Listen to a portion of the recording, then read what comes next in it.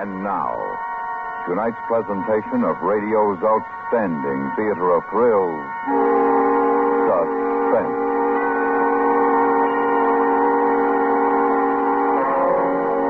Tonight, the story of two small boys who carry death in their pockets. We call it Two Platinum Capsules. So now, here is tonight's suspense play, Two Platinum Capsules.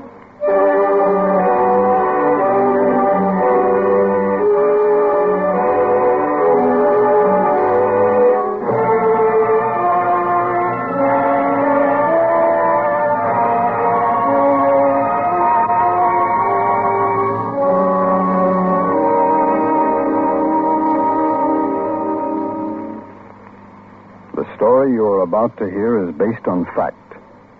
It happened. It involved the lives of 6 people.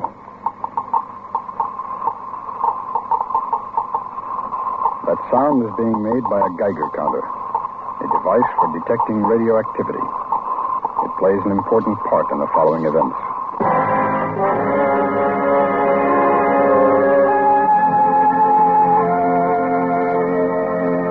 The place, a city in Northern California. Population, 41,300. For Johnny Murphy, age 11, the day started like any other day. The time, 8:36 a.m. Apple core. Baltimore. Who's your friend? The mailman. Here goes. Hey, you boy. You stop that. You weren't even close. Oh, I could have hit him if I wanted to. Johnny Murphy. Yeah, Mom. Come here. I'll be right back, please.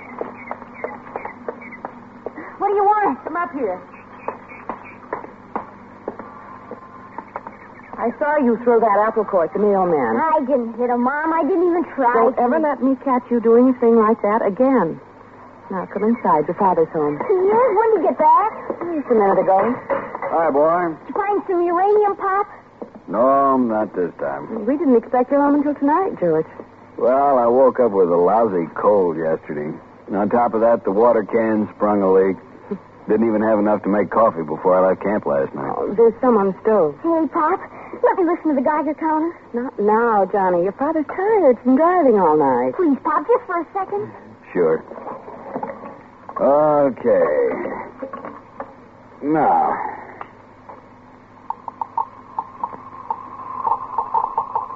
Holy gee. Is that how it sounds when it's near uranium? No, it clicks a lot faster. So they tell me. I'll fix your breakfast, George. Scramble 'em, huh, man? Hey, Johnny, come on. Hey, Pete's waiting for me, Pop. Okay, boy, you run along. Johnny, you'll be home for lunch. Okay, Mom.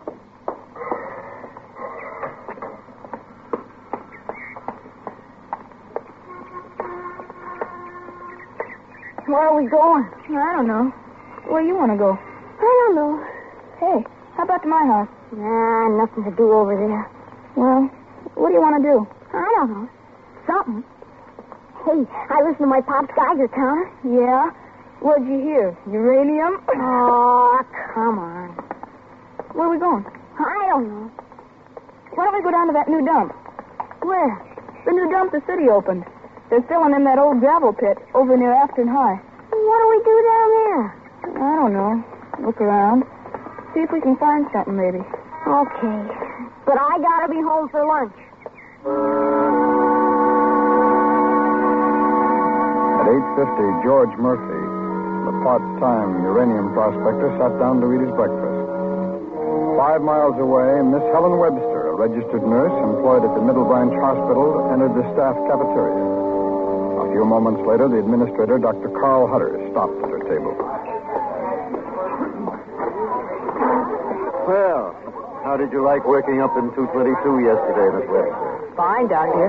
Burton didn't give you any trouble, did she? Why, no. Get along with her all right?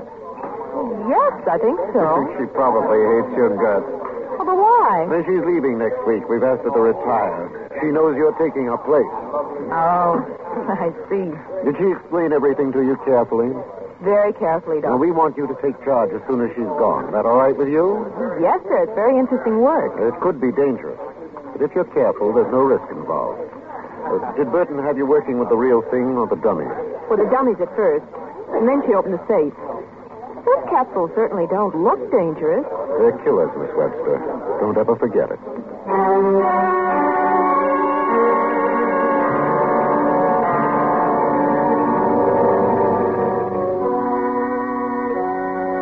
Every large hospital has a room 222. Painted in bold letters across the lead-lined door are the words, Danger, Radioactive.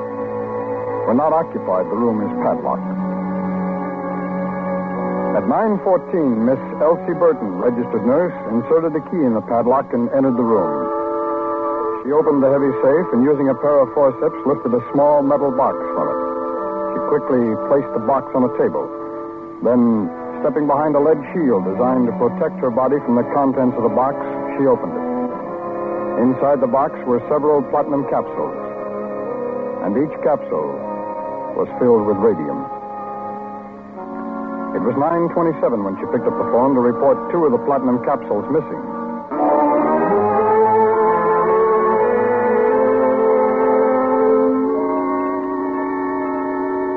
"9:28. George Murphy had finished his second cup of coffee, glanced through the morning paper, and was watching his wife at the kitchen sink. More coffee, George? No, thanks. You look awfully tired. I am. We got a notice from the bank today. The payment's overdue again I know, May. on that Geiger counter you had to buy. $160. When I think what I could have done with that money. All right. George, we can get along on your salary. You don't need $1 million.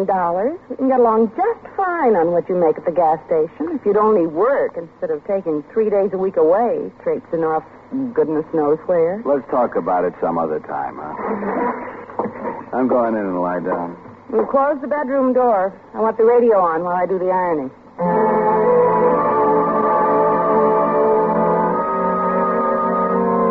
9:30.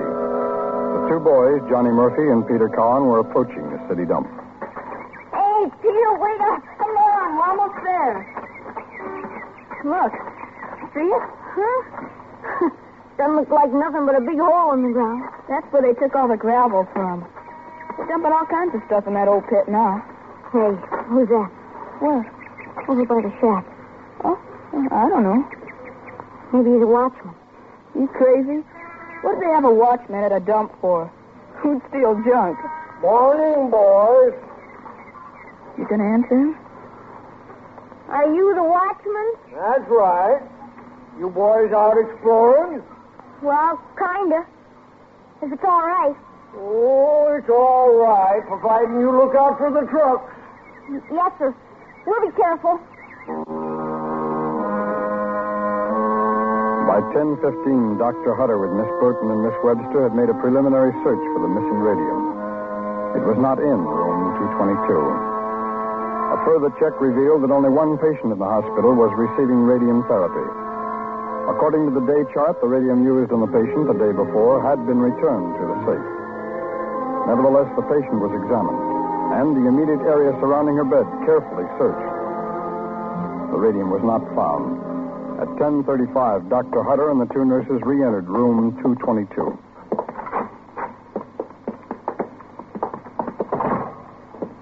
I don't understand how it could have happened, Doctor. Could someone have taken it during the night? No, even if they had a key to fit the padlock, Miss Burton is the only person in the hospital who has the combination to the safe. You'll have all this responsibility next week, Miss Webster. Burton, what time did you show the capsules to Miss Webster yesterday? Just before lunch, Doctor. Did you count the capsules before returning them to the safe? Well, they weren't away from this table. I didn't think it was necessary to count them.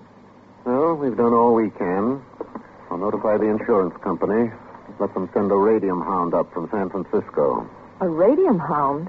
Yes, a man who specializes in finding lost radium by using a scintillator or a Geiger counter. He'll go through the hospital carefully, and the counter will locate the radium. Doctor, before you go, may I speak to you alone? Certainly. I'll be in the hall, Doctor.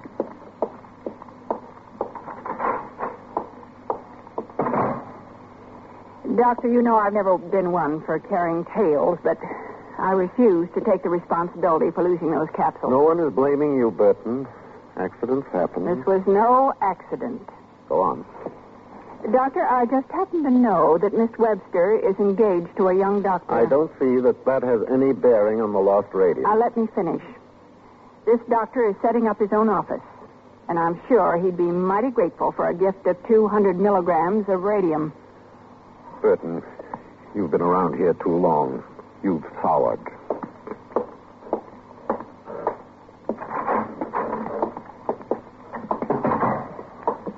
Doctor, I just remembered something. Yes, Miss Webster? Well, the other night, Leonard, Dr. Perry, told me that one of his patients goes away every weekend to hunt uranium. Well, wouldn't he own a Geiger counter? He might. Yes, see if you can reach him. Yes, sir. We'll take this building apart if we have to. Oh, Miss Webster, Yes, sir? notify all hospital personnel of the loss immediately. If someone's picked up those capsules without realizing what they are, they're in trouble.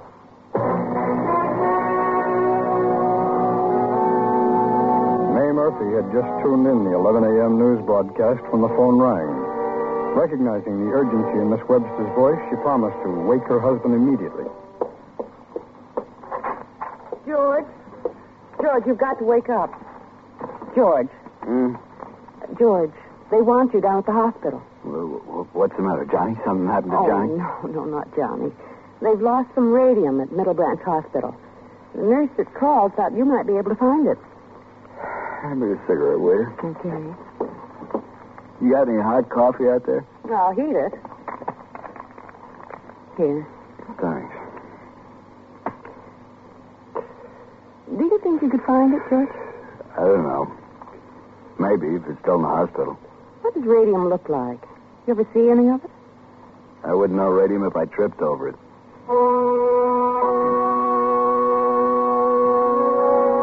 Atomic number 88. Atomic weight 226.05. Radium is an intensely radioactive element emitting strong gamma rays. It is used principally in the treatment of cancer to destroy malignant tissue. Unfortunately, the gamma rays cannot tell the difference between healthy and unhealthy tissue, making it extremely dangerous to handle. Unless caught in time, there is no cure for radium poisoning. Only a slow, lingering death. Hey, mister, you know what time it is? The time? Well, let's see now. It's 11:30. You see? I told you it wasn't more than that. Hey, you boys are too young to be worrying about time.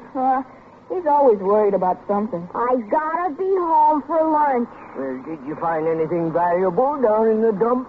No, nothing that I wanted. I don't know if what I found is valuable or not. Well, let's see it. Can't judge what it's worth if you don't let me take a look at it. I got them in my pocket. Them? Yeah. Two little pieces of metal. See? Oh, yeah. Mighty nice. Looks like they might have been used for counterweights of some sort. Excuse me, boys. Got to tell that fellow where to unload. We'll see you, mister. You be careful crossing the street, you boys. Don't want to get hurt.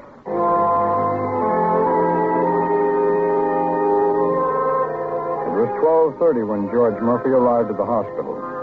He was quickly briefed by Dr. Hutter, and the search started. Slowly, carefully, they walked through the sterile corridors, listening for any change in the normal count of the Geiger counter. I understand you do quite a bit of uranium prospecting, Mr. Murphy. Yeah, I guess I do. I usually take off from work at the gas station on Thursdays and come back Sundays. You ever find any? Not yet. I'm still hoping. Oh, my. Let me find this radium, I mean.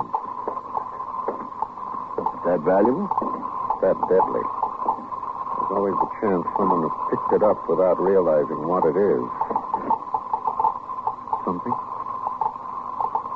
The background count was a little high, but it's gone down. Oh.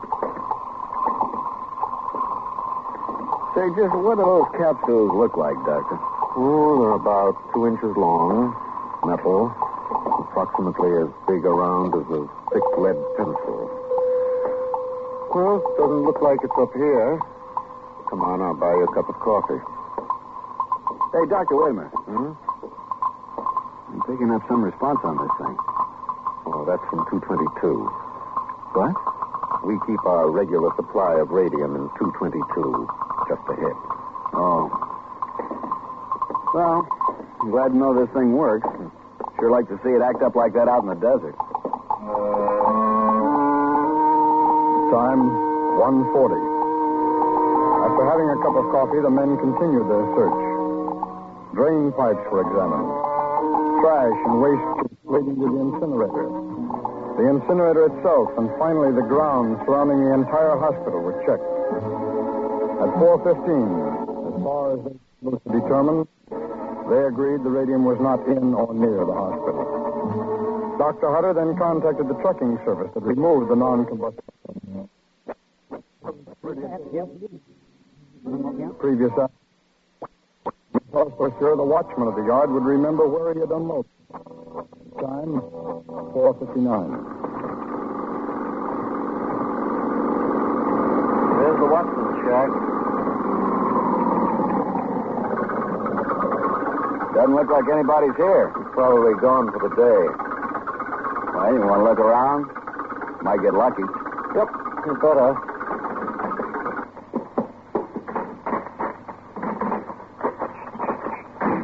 Funny. What's that? Oh, when I'm shaving in the morning, I can usually see myself later in the day. At the gas station working, you know what I mean? I think so. I sure didn't see myself down here looking for a needle in a haystack.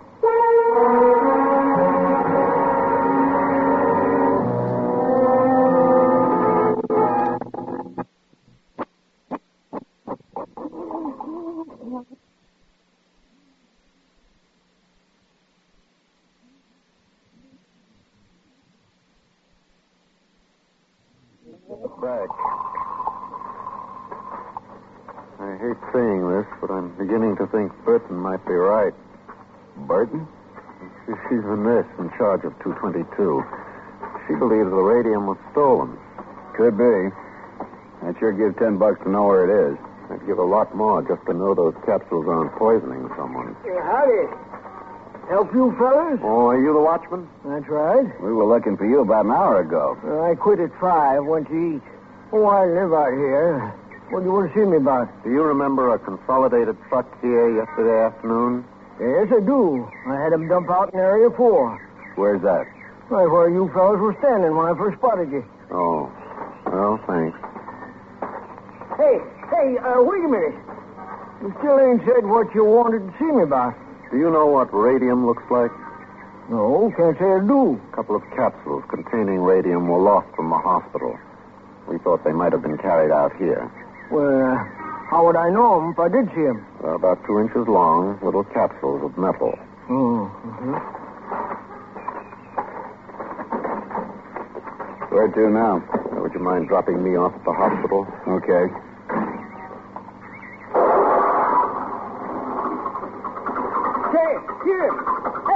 Say, hold on a minute. Yes? 2 boys down here this morning. Should be something like that. 2 boys? Yes, sir. I remember what they found. Looked like little counterweights. Well, do you know the boys, either one of them? No, never saw them before in my life. Did they mention their names? Can you describe them? No names, but I reckon I could give you an idea of what they look like. Get in. What for? They're taking you down to the police station. We've got to find those boys fast.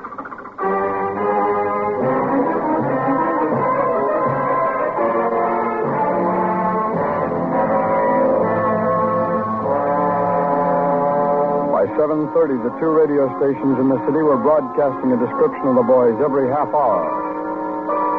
An all-points bulletin had been relayed to the police substations and all patrol cars. The morning newspaper was setting up the story on the front page. There was nothing to do now but wait. Hey, Mom. Yes, Johnny? Take a look at my leg, huh? Your leg? What's the matter with it? I don't know. It sort of burns. You probably skinned it. Let's see. Well, there's nothing there. Just a little red is all. Feels like it's burned. Oh, there's your father. Now, you go get ready for bed. Okay. Hi, boy. Hi, Pa. George, I've kept your dinner warm. It's in the oven. I didn't get a chance to call you. I know. I heard all about it on the news. That poor kid. Now, you sit down. What'd you fix? Lamb chop. And I heated up some of those frozen biscuits. Is that boy going to die from the radium? I don't know.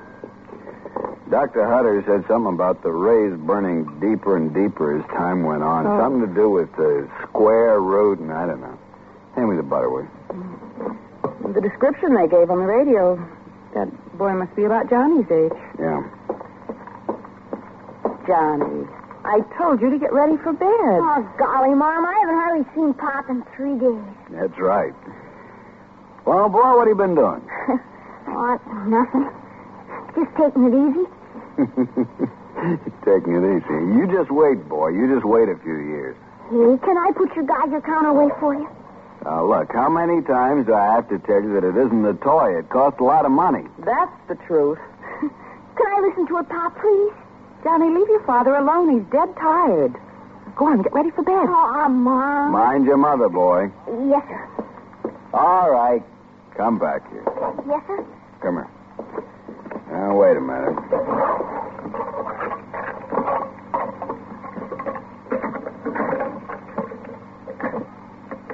What's wrong with it? Oh, the switch is stuck. Okay, now. What the devil? Pop, is it broken? Wait a minute.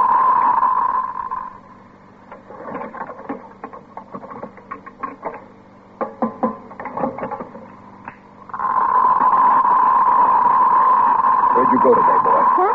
You went to the city dump, didn't you? George, no. Pop, what are you looking at me like Answer me, that? Johnny. You went to the city dump, didn't you? Pop, what's wrong with Give me the radium, John. I didn't do nothing wrong. Give me the radium! Why did you take it to the city dump, Johnny? Nothing. Only these little fools with sick, Johnny. That's all. Just these little good luck, Johnny.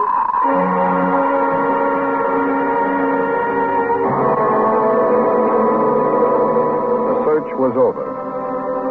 Fortunately, because of Johnny's normal activity, the radium capsules had bounced around in his pocket. The burns covered a wide area, but the rays had not penetrated as deeply as they could have done. The Murphys were told to consider themselves lucky. If the boy had carried the capsules another few hours, it would have been impossible to save him. On being informed of the boy's condition, Miss Burton, the nurse in charge of room 222, admitted to throwing the 2 capsules in with the non-combustible rubbish, hoping a replacement would receive the blame. She was immediately discharged and barred from any further practice in the nursing profession.